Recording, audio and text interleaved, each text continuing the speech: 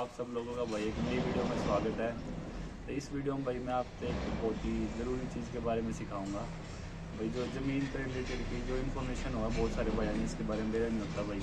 परिवार के बच्चों भाई CBSE में पढ़ रहे हैं, उन याद तो भाई एक ऐसी चीज़ है भाई जो सिखाई नहीं जाती। तो मैं इस वीडियो में भाई आपने एक चीज़ बताऊँगा, आपने भाई थोड़ा आइडिया लग जाएगा कि हम किस चीज़ के बारे में सीखेंगे। वह चीज़ होगी भाई किला नंबर, एक किले के डायमेंशन हुआ है, कई बार ने देखना होता भाई एक किले में कितने गज हुए हैं, कितने बीघा कितने गज का हुआ है, केवट के हुआ है, मुरब्बा के हुआ है, मुश्किल के हुआ है। तो भाई इन सब चीज़ों के बारे में आपको बताऊँगा भाई, वीडियो में बने रहना। और अगला जो पार्ट होगा भाई कापी पेन के थ्रू आपको समझाऊँगी।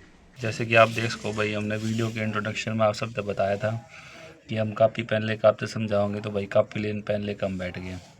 तो सबसे बेसिक जो चीज़ भाई सब ने पता होगी, जो भी स्टूडेंट देखेगा रेक्टेंगल के बारे में आप सबने स्कूल में पढ़ा होगा, उसकी एक लेंथ और एक ब्रेथ हो भाई। तो ऐसे जो आपने किला शब्द सुना है भाई, 1 किले 2 किले 5 किले, तो किला भाई जो आया करे वो रेक्टेंगल में आया करे, और उसकी ना भाई लंबाई चौड़ाई होया करे।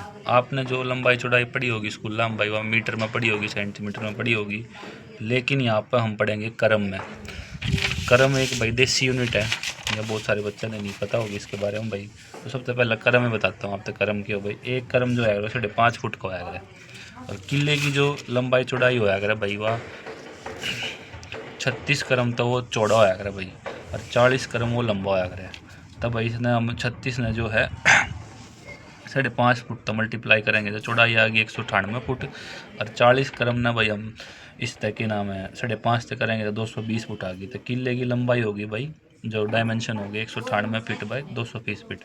सबसे पहली चीज़ तो भैया क्लियर होगी, किले की डायमेंशन होया करे 198 बाई 220 फीट।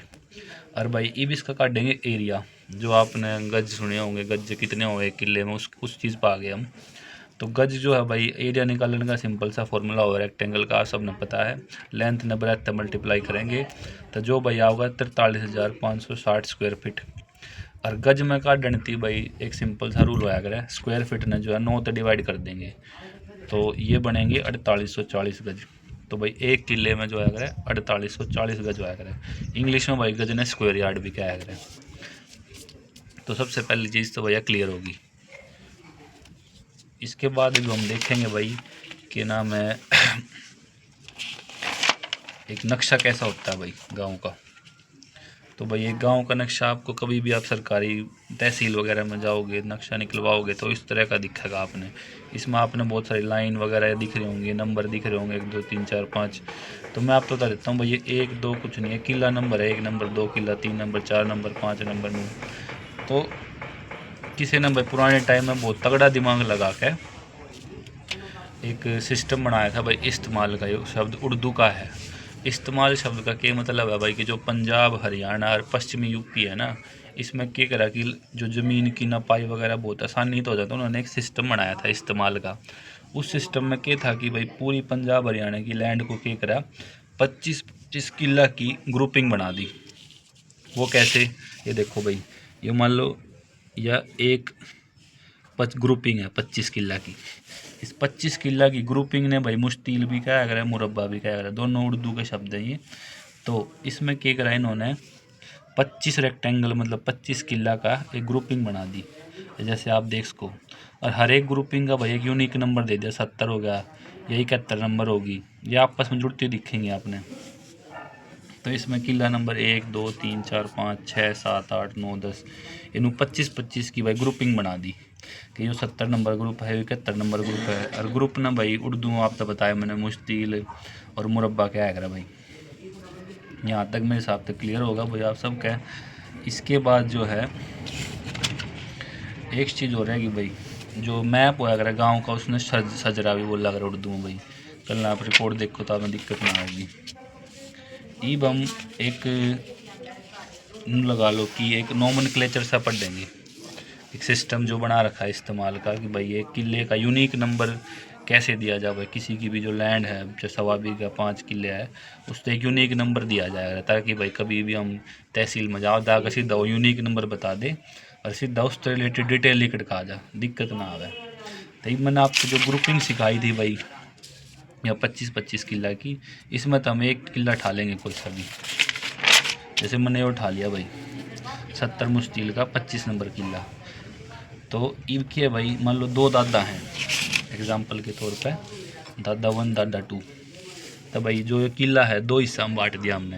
अब आप इसकी यो नंबर समझियो कि वो 70 नंबर तो मुश्तिल होगी, फिर 25 नंबर किला हो गया, और फिर इसके दो हिस्से कर दिए ना हमने। तो ये एक हिस्सा इस दादा का चला गया, दूसरा हिस्सा इसका चला गया। तो इस वाले इससे 2 नंबर दे दिया, इस तय 1 नंबर दे दिया।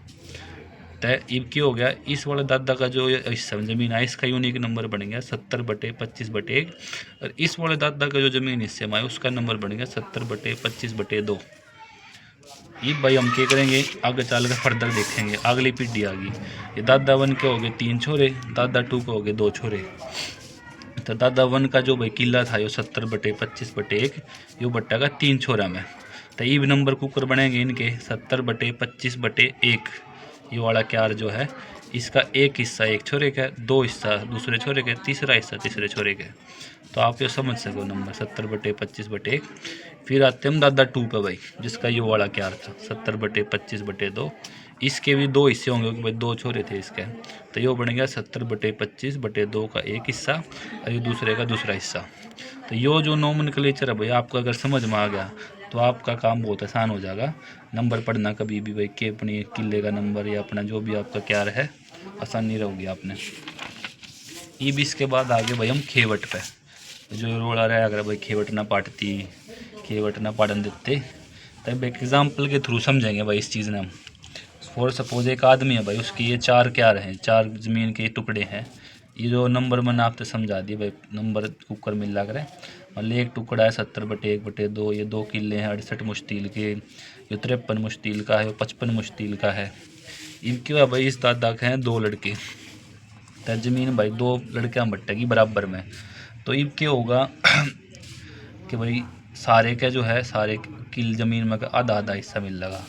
तो खेवट का क्या सिस्टम होया करे भाई कि एक आदमी की ज़मीन जो है वो इकट्ठी कर देंगे हम, उसका एक ग्रुप बना देंगे और उस ग्रुप पे एक नंबर दे देंगे यूनिक नंबर, ताकि कोई भी आदमी तहसील में आवे तो उसने न्यारा न्यारा नंबर ना बताना पड़े अपने किले का, वो सीधा अपने ग्रुपिंग जो नंबर दे रखा वो बता दे और सीधा सारे रिकॉर्ड आ जाए इसके कौन कौन सी ज़मीन इसके नाम है। तो उसी यूनिक नंबर ने जो है ग्रुपिंग के उसमें हम खेवट नंबर बोला करें। जब 2 भाइयों में ज़मीन बटेगी तब उनके अलग अलग खेवट नंबर मिलेंगे। जैसे दादा के नाम मान लो हमने सपोज कर लिया कि खेवट नंबर था 24। इस 24 में हम जब डालेंगे ऑनलाइन रिकॉर्ड में तो हमारे पे ये वाली डिटेल आ जाएंगे भाई इस आदमी के ये ज़मीन नाम है। लेकिन सिंसिप जब 2 बार काम बट गई उसके तो हमने खेवट नंबर अलग अलग देना पड़ेगा। तो हम क्या करेंगे, जैसे वो 70/1/2 है, 2 हिस्से इसके होंगे। तब भैया पहले दादा की खेवट तो इस तरह बन रही थी, लेकिन अब जो 2 भाई हो गए तो इनके खेवट नंबर दे दिया 425 426। तो इसमें भाई इसका एक हिस्सा, इसका एक हिस्सा, इसका एक हिस्सा, इसका एक हिस्सा इसमें आ गया 426 में, फिर एक हिस्सा इसका इनू करके भैया ग्रुपिंग बन गई।